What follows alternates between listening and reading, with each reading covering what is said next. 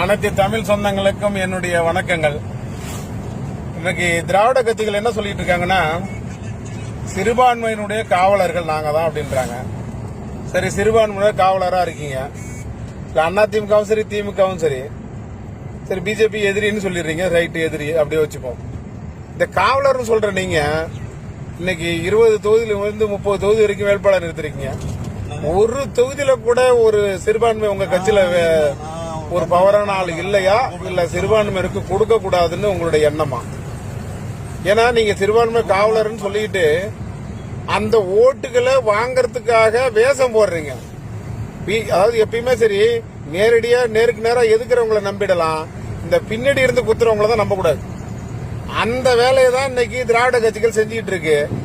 இத முஸ்லீம் சகோதரர்கள் நல்லா புரிஞ்சுக்கணும். என்ன புரிஞ்சுக்காம இன்னும் பாத்தீங்கன்னா எங்களுக்கு திராவிட கட்சிகள் தான் எல்லாமே செய்யறேன்னு நினைச்சிட்டு இருக்கீங்க. ஆனா அவங்களதான் உங்களை வச்சு செய்யறாங்கன்றத நீங்க புரிஞ்சுக்கணும். சிறுபான்மையில பாத்தீங்கன்னா நல்ல தலைவர்கள்லாம் இருக்காங்க, நல்ல தலைவர்கள், நல்ல பேர் போன தலைவர்கள்லாம் இருக்காங்க. ஒரு நபர்களுக்கு கூட நிக்கிறதுக்கு தகுதி இல்லையா என்ன? அப்ப என்ன காரணம்? அதை நீங்க ஃபர்ஸ்ட் இப்ப புரிஞ்சுக்கணும். ஒரு ஒரு ஒரு ஒரு வேட்பாளர் கூட நிறுத்தல, உங்களை வச்சு ஏமாத்துறாங்க. நம்பாதீங்க, ரொம்ப நாள் நம்பிட்டீங்க, இனியும் நம்பிட்டு இருக்காதீங்க. வருங்காலத்தில் இந்தியாவை முழுக்க ஆள போறது பாரதிய ஜனதா கட்சி தான்.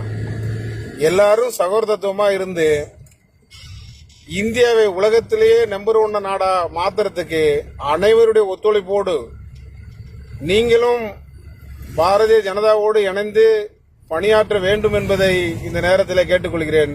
திராவிட கட்சிகளை நம்பி உங்களுடைய நிலைமை எந்த அளவுக்கு இருக்குன்றதையும் நீங்க தெரிஞ்சுக்கங்க. நீங்க சிந்திக்கணும், உங்களை சிந்திக்கவே விடுறதில்ல திராவிட கட்சிகள். அதனால கொஞ்சம் சிந்திச்சு பாருங்க, எந்த அளவுக்கு இன்னைக்கு உங்களை ஏமாத்திட்டு இருக்காங்கன்றத பாருங்க. கூட்டணி கட்சிக்கு மட்டும் ஒரு சீட்டு இந்த பிடிச்சிங்க, நாங்க தான் காவலர்னு காட்டுறதுக்காக பண்ணிட்டு இருக்காங்க. பாரதிய ஜனதா கட்சி என்னைக்குமே நம்பினவங்களை கைவிட்டதில்லை, கண்டிப்பா உங்களையும் கைவிடாது.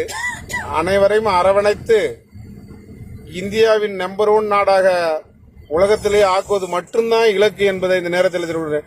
இதுல யாரும் எந்த மாற்று கருத்தும் எதுவும் கிடையாது என்பதை தெரிவித்துள்ளேன். நிறுத்து.